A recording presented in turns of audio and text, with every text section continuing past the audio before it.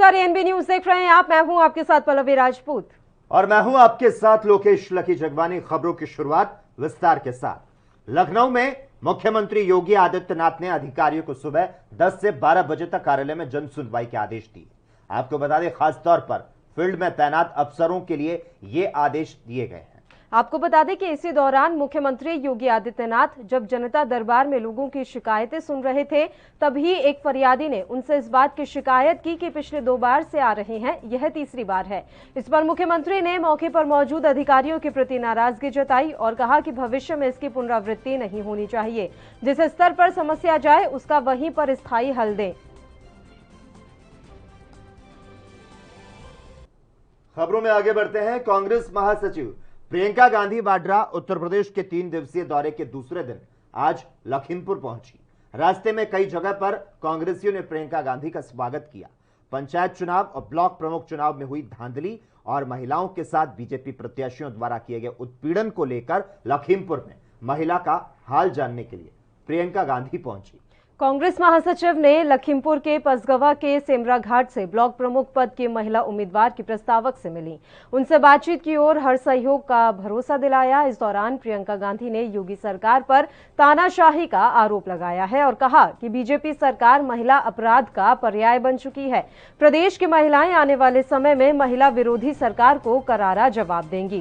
प्रियंका गांधी ने योगी सरकार पर जमकर आरोप लगाया और कहा कि जहां धांधली के मामले आए वहां चुनाव रद्द होने चाहिए।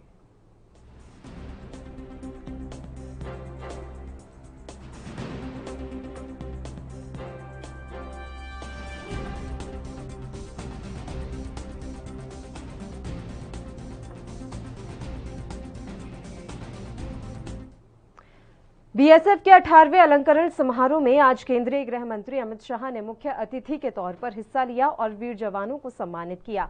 इस दौरान केंद्रीय गृह मंत्री ने कहा कि सीमा सुरक्षा के काम में लगे बीएसएफ और सभी पैरामिलिट्री फोर्स के कारण आज भारत विश्व के नक्शे पर अपना गौरवमय स्थान दर्ज करा रहा है। इस मौके पर गृह सचिव अजय भल्ला और इंटेलिजेंस ब्यूरो के निदेशक अरविंद कुमार भी शामिल हुए।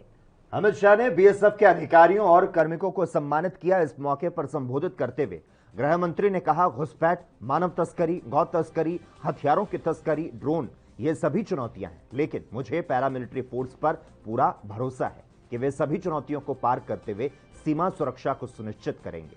गृह मंत्री ने कहा, मैं उन लोगों को सलाम करता हूं जिन्होंने सर्वोच्च बलिदान दिया, क्योंकि पूरा देश जानता है कि आप सजग बनकर देश की सीमाओं की सुरक्षा कर रहे हैं और इसी कारण आज देश लोकतंत्र के अपनावे विकास के रास्ते पर आगे बढ़ रहा है। उन बलिदानियों को कभी भुलाया नहीं जा सकता।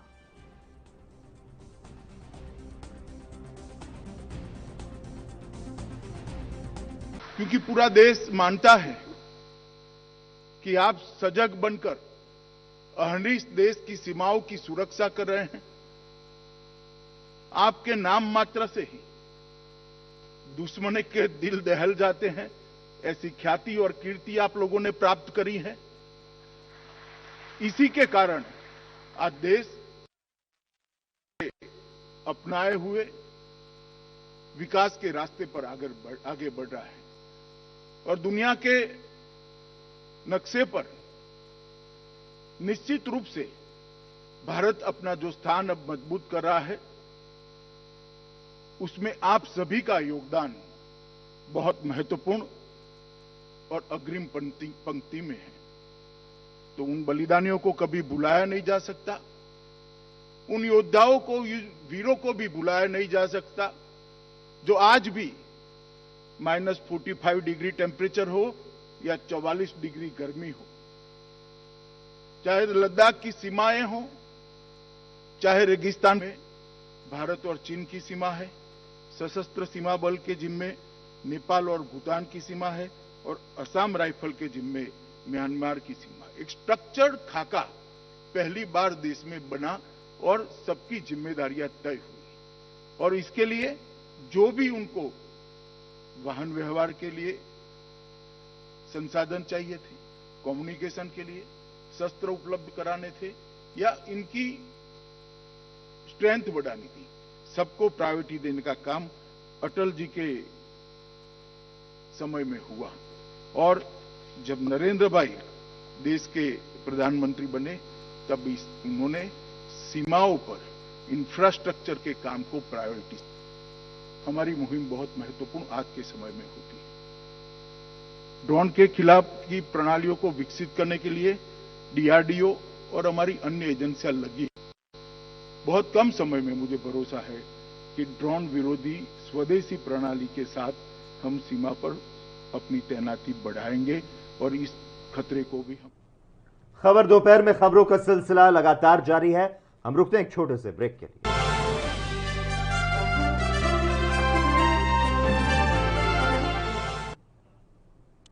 ब्रेक के बाद एक बार फिर से खबर दोपहर में आप सभी का स्वागत है। बढ़ते हैं कुछ और खबरों की ओर। केंद्रीय मंत्री मुख्तार अब्बास नकवी ने कांग्रेस पर हमला करते हुए कहा कि कांग्रेस गंदी राजनीति कर रही है।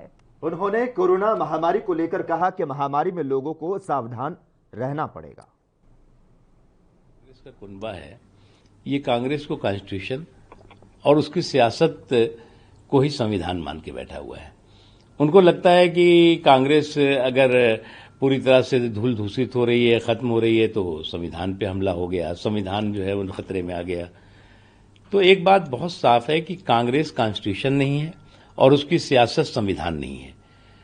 देश और देश के लोगों की संविधान और कॉन्स्टिट्यूशन के प्रति जो प्रतिबद्धता है वो मजबूत रहेगी। उसके लिए कांग्रेस पार्टी को के प्रमाण पत्र की जरूरत नहीं है। कांग्रेस पार्टी जिस तरह की निगेटिविटी से भरपूर पॉलिटिक्स कर रही है, प्रधानमंत्री नरेंद्र मोदी जी के नेतृत्व में भरपूर इस देश में हो चुका है, लेकिन फिर भी संयम और सावधानी ही हमें कोविड की किसी भी चुनौती को परास्त करने में मदद।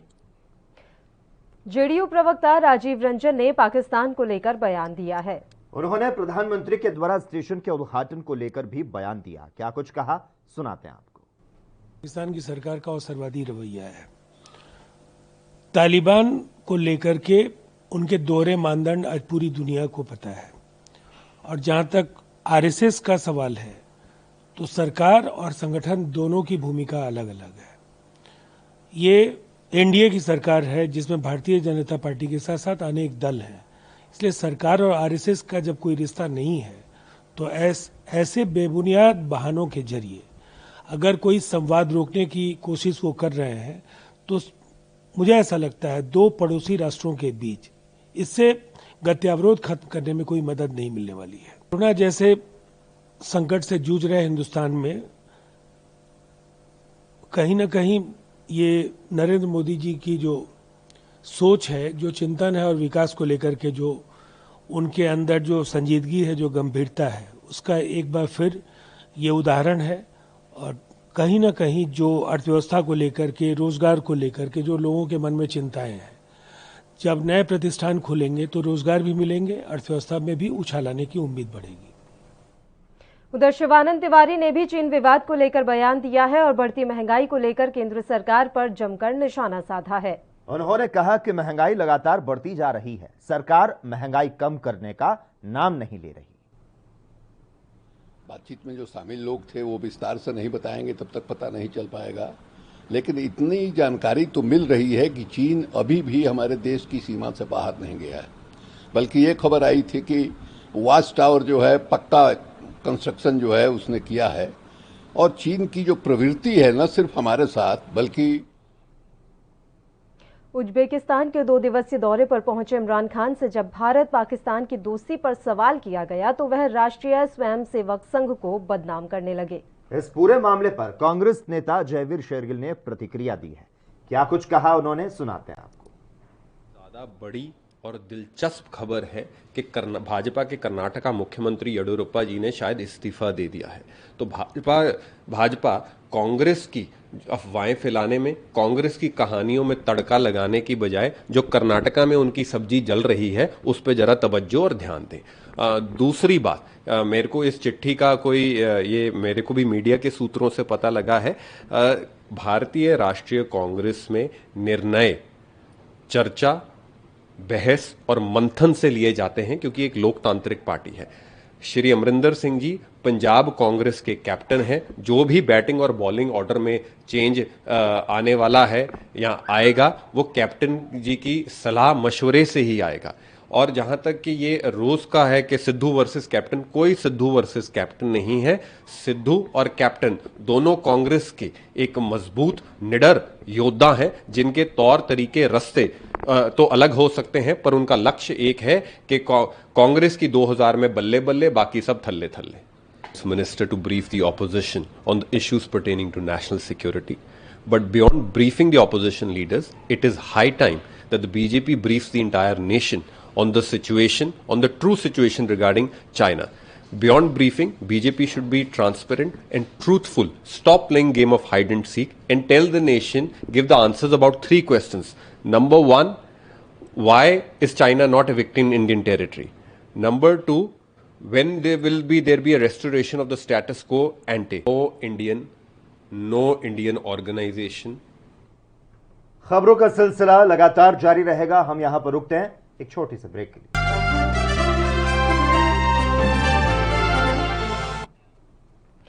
ब्रेक के बाद एक बार फिर से आप सभी का स्वागत है। बढ़ते हैं कुछ और खबरों की ओर। पंजाब कांग्रेस में चल रहे झगड़े को सुलझाने की अब कवायद तेज हो गई है। कांग्रेस के सीनियर नेता हरीश रावत, नवजोत सिंह सिद्धू और कैप्टन अमरिंदर सिंह से मुलाकात की तैयारी है। पंजाब में जारी सियासी बवाल पर आप विधायक सौरभ भारद्वाज ने प्रतिक्रिया दी। हम लोग पिछले 4 साल से देख रहे हैं, जब से अमरिंदर सिंह जी की सरकार बनी है, कभी उनको मंत्री बनाया जाता है, कभी वो मंत्री पद से हटते हैं, कभी उनका झगड़ा दिल्ली आता है, कभी उनका झगड़ा पंजाब में रहता है। और हमें उनके झगड़े से कोई लेना देना नहीं है, हमें कोई फ़र्क नहीं पड़ता उनकी आंतरिक पार्टी के अंदर जो झगड़े चलें। मगर बहुत खेद की बात है, और ये पंजाब का हर आदमी कहता है कि इन लोगों के झगड़े की वजह से पूरे 5 साल जो है पंजाब में कोई काम नहीं हो पा रहा है। अब 6 महीने मात्र बचे हैं मुझे लग रहा है, और उसमें भी अगर ये झगड़े चलेंगे तो बहुत बुरी बात है। अमरिंदर सिंह जी ने जो वादे किए थे ड्रग्स को ख़त्म करने के, युवाओं को नौकरी देने के, नौकरी नहीं हो तो बेरोजगारी भत्ता देने के, कोई भी वादा ऐसा नहीं है जो अमरिंदर सिंह ने 10% भी पूरा किया हो। तो ये काफ़ी दुखद बात है और पंजाब के लोगों के लिए कष्टकारी है। देखिए, ये मामले जो हैं इन राज्यों के और सुप्रीम कोर्ट के बीच के मामले हैं, तो मुझे नहीं लगता कि हमें जो है ऐसे विचाराधीन मामले के अंदर बोलना चाहिए। मगर हमारा ये मानना है कि कोई भी मामला इस तरीके की, आपको किसी भी धार्मिक चीज़ को अगर उस पर फैसला लेना है तो राजनीतिक फैसले नहीं होने चाहिए, चुनाव को देखते हुए फैसले नहीं होने चाहिए, जो एक्सपर्ट्स की राय हो, जिसके अंदर लोगों की जान बचाई जा सके, ऐसे मामले होने चाहिए। पिछली बार भी हमने देखा, 2 बार हमने देखा। पहले एक धर्म विशेष के ऊपर आरोप लगा कि इनकी वजह से कोरोना फैला, फिर दूसरे धर्म विशेष के ऊपर आरोप लगा कि इनकी वजह से कोरोना फैला। तो इस तरीके के कार्यक्रम नहीं करने चाहिए जिससे एक धर्म की बदनामी हो। तो कल नहीं आया कि जिस तरह पूरी दुनिया में कोरोना फैल, उसका असर अब दिखने लगा है। WHO ने वार्निंग दिया, कल बीके पॉल ने भी इसको लेकर चिंता जाहिर की, साथ ही हेल्थ। देखिए, हम लोग तो जब सेकेंड वेव चल रही थी तभी से थर्ड वेव के बारे में बात कर रहे थे, तभी से हम सिंगापुर से आ रहे लोगों के ऊपर बैन लगाने की बात कर रहे थे, तभी से हम कह रहे थे कि इससे बहुत बड़ा नुकसान देश में हो सकता है। हम लोग बार बार वैक्सीनेशन की बात कर रहे थे कि आप पूरे देश को वैक्सीनेशन दीजिए वरना करोड़ों लोग मारे जाएंगे। मगर हमारी बात को सुना नहीं गया। ना तो कोवैक्सीन और कोविशील्ड की मैन्युफैक्चरिंग के अंदर कोई बहुत ज़्यादा बढ़त हुई है, ना ही इन्होंने विदेशों के अंदर बन रही वैक्सीन को अभी तक अप्रूवल दिया। Pfizer, Moderna, Johnson and Johnson अभी तक अप्रूवल नहीं दिया। और भी केंद्र सरकार ने किसी बाहर की वैक्सीन को, चाहे स्पुतनिक हो या मॉडर्ना की हो या किसी की, इन वैक्सीन्स को इंपोर्ट भी नहीं किया सरकारी तौर पे।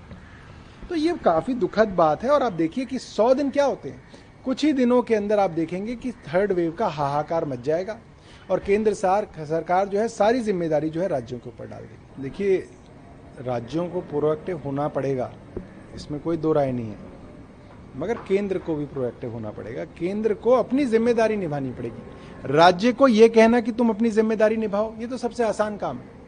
केंद्र की जो जिम्मेदारी है वैक्सीन को लेके, वो उन्हें निभानी पड़ेगी। मात्र 5% लोग हिंदुस्तान के अंदर अभी तक वैक्सीनेट हुए हैं। आप समझिए 95% लोगों के ऊपर ये थर्ड वेव का खतरा मंडरा रहा है। एक जवान आदमी मरता है तो पूरा परिवार सड़क पे आ जाता है। इस बात को गंभीरता से समझिए, वरना वही हालत, आप याद है गंगा के किनारे लोगों को दफनाया जा रहा था, गंगा के अंदर लाशों को बहाया जा रहा था, क्या हाहाकार मचा था। क्या हम चाहते हैं कि ऐसा हाहाकार दोबारा मचे? मुझे लगता है कि सरकार की कमियां हैं, सरकार की तैयारियों में कमियां हैं। सरकार को अब कमर कसनी चाहिए, चाहे कैसे भी मंगाएं, वैक्सीन को देश के अंदर उपलब्ध कराना चाहिए। दिल्ली में हजरत निजामुद्दीन औलिया दरगाह के पास स्थित मरकज को खोलने की मांग को लेकर दायर याचिका पर हाईकोर्ट ने केंद्र सरकार को नोटिस भेजा है। कोर्ट ने इस मामले में केंद्र से 2 हफ्तों में जवाब देने के लिए कहा है। हाईकोर्ट ने पिछले महीने हुई सुनवाई के दौरान केंद्र सरकार को नोटिस भेजा था। केंद्र की ओर से इसका जवाब न देने को लेकर कोर्ट ने नाराजगी भी जाहिर की। सुनवाई के दौरान हाईकोर्ट के जस्टिस मुख्ता गुप्ता ने केंद्र सरकार के रवैये पर अपनी नाराजगी जताते हुए कहा कि जवाब अब तक क्यों दाखिल नहीं किया गया, केंद्र जवाब देना भी चाहता है या फिर नहीं। दिल्ली वक्फ बोर्ड की याचिका के मुताबिक केंद्र से जवाब मांगा गया कि अब तक मरकज को क्यों नहीं खोला गया। अपनी याचिका में वक्फ बोर्ड ने कहा कि कोरोना संकट के दौरान आपदा प्रबंधन बोर्ड ने सुरक्षा के मद्देनजर धार्मिक आयोजन में भीड़भाड़ इकट्ठा होने पर पाबंदी लगाई। इस नियम के तहत धार्मिक और उपासना स्थलों को बंद करने का कोई आदेश नहीं था। अप्रैल में कोर्ट के आदेश के बाद कोरोना प्रोटोकॉल के तहत मरकज की मस्जिद में समुचित दूरी और स्वच्छता सैनिटाइजर के साथ ही 50 नमाजियों को 5 वक्त की नमाज अदा करने की मंजूरी दी गई थी।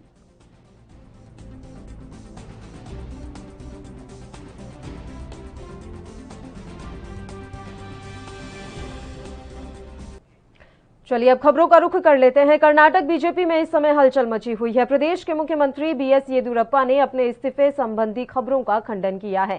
सीएम ने ऐसी खबरों को अफवाह करार देते हुए कहा कि उन्होंने प्रधानमंत्री के साथ मुलाकात कर राज्य के विकास से जुड़ी बातें की हैं। इस्तीफा देने की खबरों में कोई भी सच्चाई नहीं है। येदियुरप्पा ने कहा, मैंने दिल्ली में प्रधानमंत्री नरेंद्र मोदी, अमित शाह, राजनाथ सिंह और जेपी नड्डा से मुलाकात की। आपको बता दें, परियोजना के संबंध में जल संसाधन मंत्री से भी मुलाकात की गई।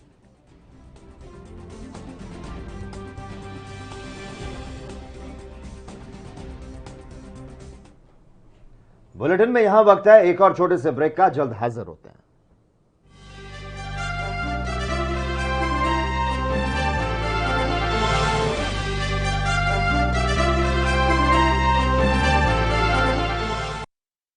ब्रेक के बाद एक बार फिर से आप सभी का स्वागत है। बढ़ते हैं खबरों की ओर। खबर यूपी के बलिया से है, जहां इंदरपुर और चिलकहर के पास बलिया रसड़ा मार्ग के पहाड़पुर के सामने शुक्रवार देर रात बलिया से मऊ जा रही एम्बुलेंस ने 6 लोगों को रौंद दिया। हादसे में 1 की मौत हो गई है, वहीं 5 अन्य की हालत गंभीर बताई जा रही है। स्थानीय लोगों के अनुसार मृतक राजा भारती नराव का निवासी था।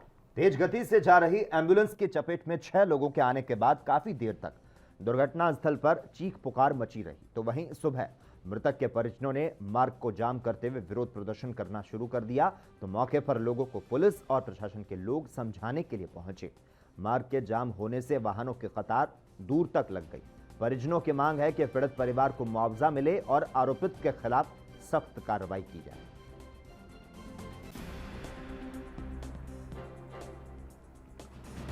जाम किया है कि पहाड़पुर में कार्यक्रम था, वहाँ सब गए थे देखने के लिए। एम्बुलेंस था, पी कर गया और 3 राउंड किया।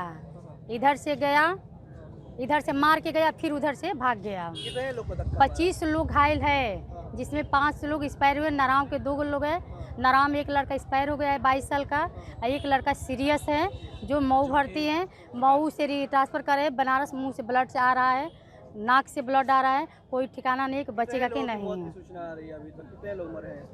अभी तक तो हम लोग को नाराव के ही है आया है, अब बाकी गांव का हम लोग नहीं जान रहे हैं। हाँ, फिलहाल एक का मौत हुआ है, एक सीरियस है, एक घायल है। कितने लोग कुल घायल हुए थे? 25 लोग जी। और जाम किया जा रहा है को जो कि राजा भारती है, वो 100 नंबर के जो कि एम्बुलेंस जो कि बलिया से आ रही थी, और वो लोग गए थे वो प्रोग्राम देखने के लिए। उस समय पे एम्बुलेंस जाकर वहाँ पर साइड में प्रोग्राम देख रहे थे। उस समय पर जाकर एम्बुलेंस जो कि प्राइवेट एम्बुलेंस वो धक्का मार दी, और उसके कारण जो कि वो सीरियस हो गए। उन लोग को बलिया भेजा गया, रिफर यहाँ से किया गया, बलिया गए हैं। और बलिया से एक जो कि राजा भारती का मृत्यु हो गया तत्काल वही हॉस्पिटल में। कितने लोग लगभग घायल हुए थे? यहाँ पे लगभग 15 से ऊपर लोग घायल हुए हैं। तो कुछ लोग चिलिकौर से दवाई इलाज करा कर छोड़ दिया गया, जो सीरियस है उनको बलिया भेजा गया, और जो कि कुछ लोग बलिया से रिफर करके मऊ भेजा गया है। मौत हुई है अभी? मौत लोग फिलहाल एक की मौत हुई है और एक सीरियस है। गंभीर बताई जा रही है। क्या जी? कितनों की हालत गंभीर बताई जा रही है? अभी तो फिलहाल में एक की गंभीर है। यूपी के झांसी में बबीना थाना क्षेत्र के अंतर्गत ग्राम सिमरावारी में शिव शक्ति धाम मंदिर में देर रात्रि अराजक तत्वों ने कई देव प्रतिमाओं को क्षतिग्रस्त कर दिया। इन तत्वों द्वारा मंदिर में स्थित मां काली की प्रतिमा को तोड़ दिया गया। इसके अलावा शिवलिंग भी क्षतिग्रस्त कर दिया गया है। इस घटना की जानकारी उस समय हुई जब मंदिर के पुजारी हरि मोहन लटोरिया रोज की तरह पूजा करने के लिए मंदिर पहुंचे। घटना की जानकारी होते ही श्रद्धालुओं में आक्रोश फैल गया और दर्जनों की संख्या में वे मंदिर परिसर में इकट्ठा हो गए। सूचना मिलते ही भारी पुलिस बल मौके पर पहुंच गया।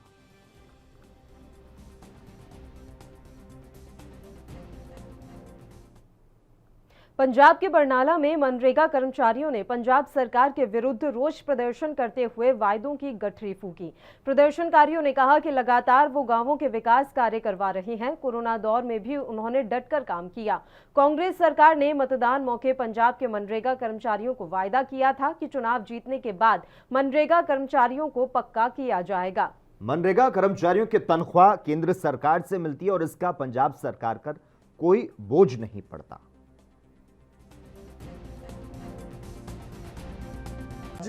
ਅੱਜ ਜਿਹੜਾ ਸਾਡਾ ਧਰਨਾ ਜੀ ਉਹ ਪੂਰੇ 9 ਤਰੀਕ ਤੋਂ ਪੰਜਾਬ ਦੇ ਵਿੱਚ ਲੱਗਿਆ ਰਹੇਗਾ।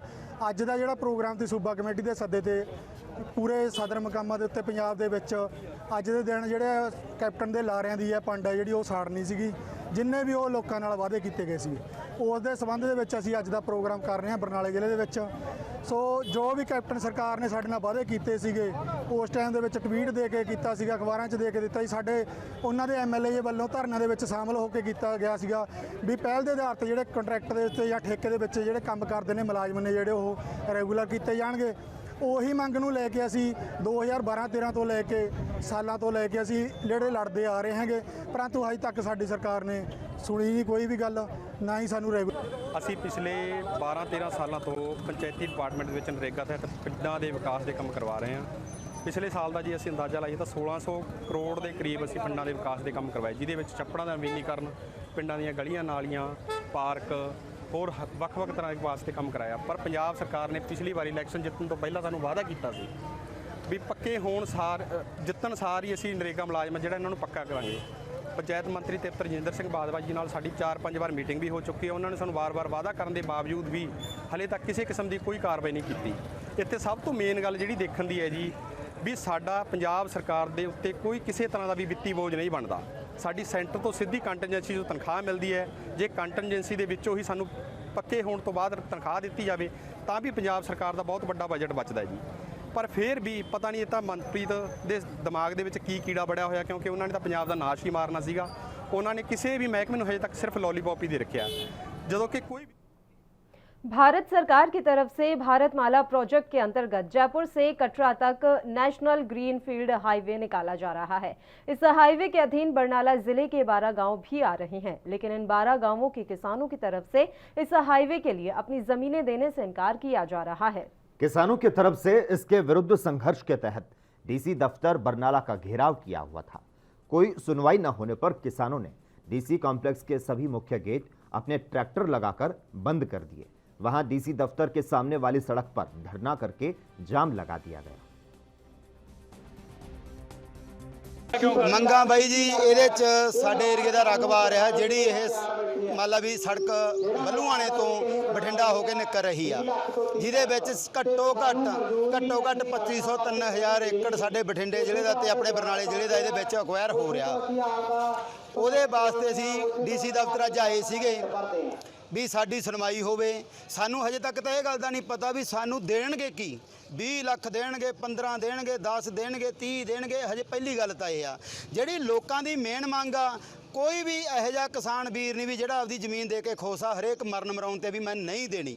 ਇੱਕ ਪਾਸੇ ਉਹ ਤਾਂ ਖਾਤਿਆਂ ਦੇ ਵਿੱਚ ਤਿਆਰੀ ਕਰੀ ਬੈਠਿਆ ਪੈਸੇ ਪਾਉਣ ਦੀ, ਸਾਰੀ ਉਹਨਾਂ ਨੇ ਜਿਹੜੀ ਮਤਲਬ ਵੀ ਕਤੀਮੇ ਕੱਟ ਤੇ ਪਟਵਾਰੀਆਂ ਤੋਂ ਸਾਰਾ ਕਰਾਤਾ ਤੇ ਇਹਦੇ ਤੇ ਰੋਕ ਲਾਤੀ।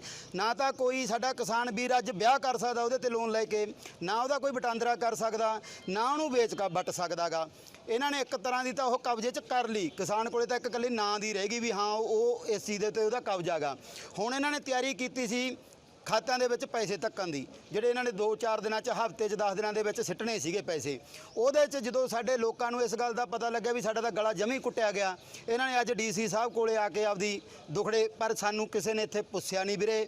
ਪਹਿਲਾਂ ਅਸੀਂ ਅੰਦਰ 10 ਵਜੇ ਤੋਂ ਲੈ ਕੇ ਸਾਨੂੰ ਦਿੱਤਾ ਗਿਆ ਸੀ 2:30 ਵਜੇ ਦਾ ਟਾਈਮ, 2:30 ਵਜੇ ਦਾ। ਉਦੋਂ ਮੁੜ ਕੇ 3:30 ਵਜੇ, 3:15 ਵਜੇ ਬਾਹਰੋਂ ਆ ਕੇ ਮੇਰੇ ਕਿਸਾਨ ਵੀਰ ਸਾਰੇ ਏਰੀਏ ਦੇ ਬਾਈ ਬਹਿ ਗਏ ਰੋਡ ਦੇ ਉੱਤੇ। ਜੀ ਬਾਈ ਜੀ, ਇਹ ਬਠਿੰਡੇ ਜ਼ਿਲ੍ਹੇ ਦੇ ਕੁਝ ਕਿਸਾਨ ਆਏ ਹੋਏ ਆ, ਕੁਝ ਬਰਨਾਲੇ ਜ਼ਿਲ੍ਹੇ ਦੇ ਆਏ ਹੋਏ ਆ। ਇਹ ਬਠਿੰਡੇ ਤੇ ਬਰਨਾਲੇ ਜ਼ਿਲ੍ਹੇ ਦੇ 32-33 ਪਿੰਡ ਆ ਜਿਹੜੇ ਇਸ ਰੋਡ ਨਾਲ ਅਫੈਕਟਡ ਹੋ ਰਹੇ ਆ। ਇਹ ਰੋਡ ਬਠਿੰਡੇ ਤੋਂ ਲੈ ਕੇ ਲੁਧਿਆਣੇ ਨੂੰ ਜੋੜਦੀ ਆ। NHI 754 ਕੇ ਇਹਦਾ ਨਾਂ ਗਾ, ਜੋ ਕਿ 42 ਕਰਮਾਂ ਚੌੜੀ ਆ, 232-33 ਫੁੱਟ ਚੌੜੀ ਆ। ਇਹਦੇ ਵਿੱਚ ਇਹ ਲੋਕਾਂ ਦੇ 3A ਕਰਕੇ 3D ਕਰਕੇ ਜ਼ਮੀਨਾਂ ਜਮ੍ਹਾਂ ਅਕਵਾਇਰ ਕਰਨ ਤੇ ਤੁਲ ਗਏ। DRO ਸਾਹਿਬ ਅਵਾਰਡ ਕਰੀ ਜਾਂਦੇ ਆ। ਮਾਰਕੀਟ ਰੇਟ ਲੋਕਾਂ ਦਾ 25 ਤੋਂ 30 ਲੱਖ ਹੈ, ਇਹ ਅਵਾਰਡ ਕਰ ਰਹੇ ਆ ਪਿੰਡਾਂ ਦਾ 9 ਲੱਖ, 10 ਲੱਖ, 11 ਲੱਖ। ਸਾਥੋਂ ਸਾਡੀਆਂ ਜ਼ਮੀਨਾਂ ਬਾਰੇ ਪੁੱਛਿਆ ਵੀ ਨਹੀਂ ਜਾ ਰਿਹਾ ਵੀ ਤੁਹਾਡੀਆਂ ਜ਼ਮੀਨਾਂ ਅਸੀਂ ਰੋਡ ਵਾਸਤੇ ਲੈਣੀਆਂ ਨੇ। ਧੱਕੇ ਨਾਲ ਸਾਡੀਆਂ ਜ਼ਮੀਨਾਂ ਦੇ ਵਿੱਚ ਜਾ ਕੇ ਇਹ ਪੱਥਰ ਲਾ ਰਹੇ ਆ, ਧੱਕੇ ਨਾਲ ਲੋਕਾਂ ਨੂੰ ਅਵਾਰਡ ਕਰਕੇ ਦੇ ਰਹੇ ਆ ਵੀ ਆਹ ਤੁਹਾਡੀ ਜ਼ਮੀਨ ਦਾ ਅਸੀਂ ਅਵਾਰਡ ਕਰਤਾ। ਪਰ ਕਿਸਾਨਾਂ ਦੀ ਇੱਕੋ ਇੱਕ ਮੰਗ ਆ ਵੀ ਪਹਿਲਾਂ ਤਾਂ ਸਾਨੂੰ ਨਾ ਇਹ ਰੋਡਾਂ ਦੀ ਲੋੜ ਹੈ, ਨਾ ਅਸੀਂ ਇਹ ਰੋਡਾਂ ਵਾਸਤੇ ਜ਼ਮੀਨ ਦੇਣੀ ਹੈ। ਵੀਰ ਜੀ, ਅਸੀਂ 2 ਦਿਨ ਪਹਿਲਾਂ ਅਲਟੀਮੇਟਮ ਦੇ ਕੇ ਗਏ ਸੀਗੇ DC ਸਾਹਿਬ ਨੂੰ ਤੇ DRO ਸਾਹਿਬ ਨੂੰ ਵੀ ਸਾਡਾ ਕੋਈ ਹੱਲ ਕਰੋ, ਨਹੀਂ ਅਸੀਂ ਧਰਨਾ ਲਾਵਾਂਗੇ। ਉਸ ਵੇਲੇ ਉਹਨਾਂ ਨੇ ਸਾਨੂੰ ਕਹਾਰ ਪਾਈ, ਕਹਿੰਦੇ ਵੀ ਕੋਵਿਡ ਚੱਲ ਰਿਹਾ। ਉਹਨੂੰ ਦੇਖਦੇ ਹੋਏ ਅਸੀਂ ਇੱਕ ਪਿੰਡਾਂ ਚੋਂ 20 ਬੰਦੇ ਲੈ ਕੇ ਆਏ ਆ। ਜੇ ਅਸੀਂ ਚਾਹੁੰਦੇ ਤਾਂ कोरोना के बढ़ते मामलों और जीका वायरस के खतरे के बीच केरल सरकार ने कोरोना प्रतिबंधों में छूट देने का फैसला किया है। केरल CMO की ओर से जारी की गई जानकारी के मुताबिक बकरी ईद त्योहार को देखते हुए केरल में 18, 19 और 20 तारीख को कोरोना प्रतिबंधों में छूट दी जाएगी। तो वहीं A, B और C कैटेगरी में जरूरी सामान बेचने वाली दुकानों के अलावा कपड़ा दुकानें, जूते चप्पल की दुकानें, इलेक्ट्रॉनिक्स की दुकानें, फैंसी दुकानें और ज्वेलरी की दुकानें रात 8 बजे तक खोलने की अनुमति रहेगी। दिलचस्प है कि यह फैसला उस दिन लिया गया जब सुप्रीम कोर्ट ने कांवड़ यात्रा को लेकर सख्त रवैया अपनाया। केरल में इस वक्त कोरोना के सबसे ज्यादा केस आ रहे हैं। सबसे ज्यादा एक्टिव केसेस इसी राज्य में हैं। केरल सरकार के इस फैसले पर विदेश राज्य मंत्री V मुरलीधरन ने प्रतिक्रिया दी।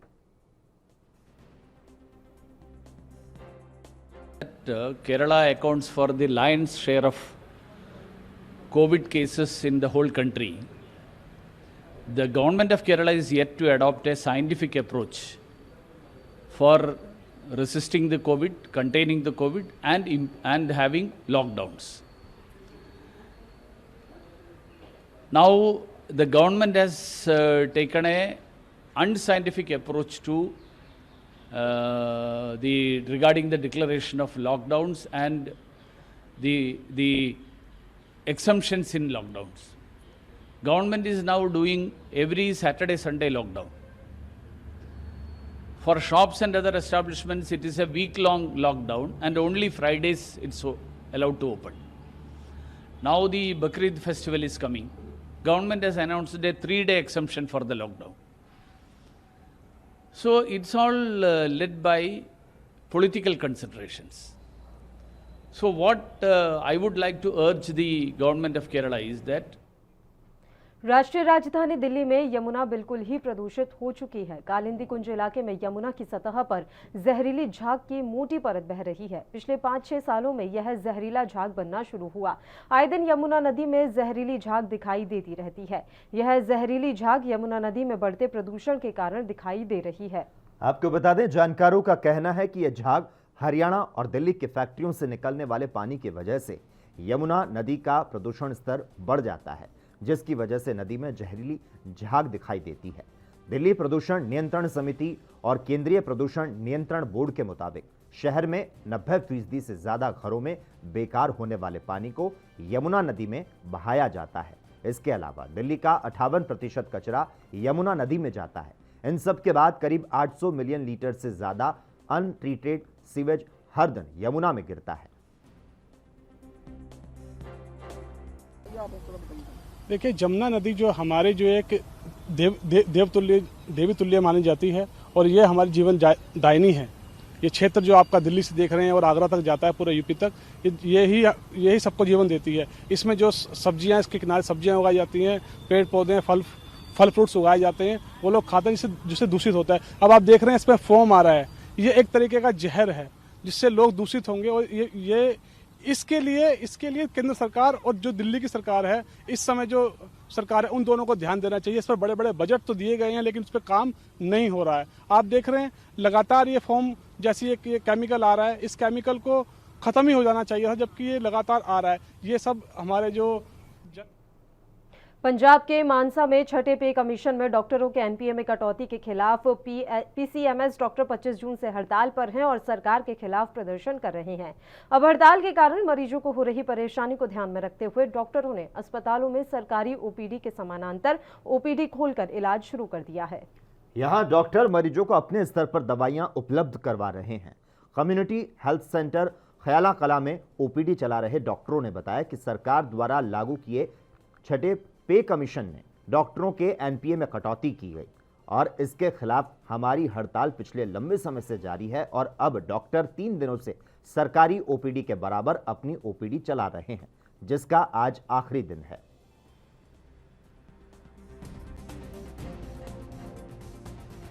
ਜਿਹੜੀ ਸਾਡੀ ਹੜਤਾਲ ਹੈ ਇਹ ਕੰਟੀਨਿਊ ਪਿਛਲੇ ਕਾਫੀ ਦਿਨਾਂ ਤੋਂ ਚੱਲ ਰਹੀ ਹੈ। ਇਹਦੇ ਵਿੱਚ ਅਸੀਂ ਹੁਣ ਪੈਰਲਲ ਓਪੀਡੀ ਚਲਾ ਰਹੇ ਸੀਗੇ।